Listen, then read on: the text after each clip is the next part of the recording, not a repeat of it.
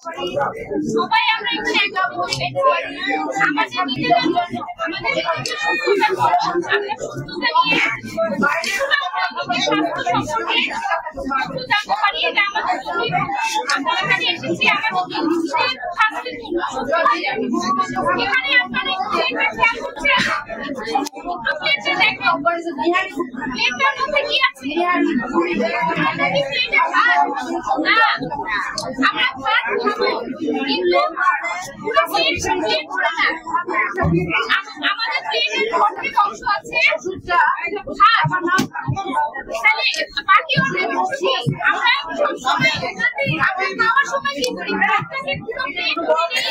এবং আমাদের সবজি মাছ তরকারি এগুলো কম থাকে আমরা খাই ভাতটা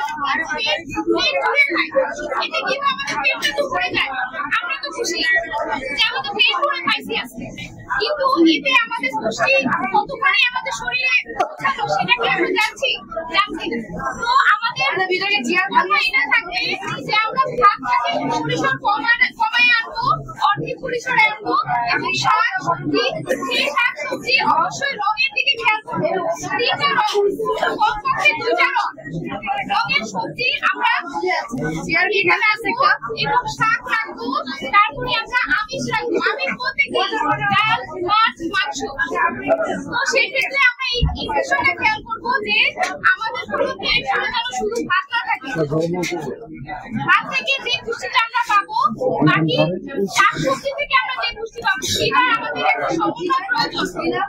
আমরা শুধু এক ধরনের পুষ্টিতে আবদ্ধ থাকবো না আমরা সব ধরনের জিনিস রাখবো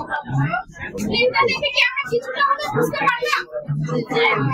ঠিক আছে একদিকে খালি প্লেট করে ভাত খাবো না ভাতটা শাক সবজিতে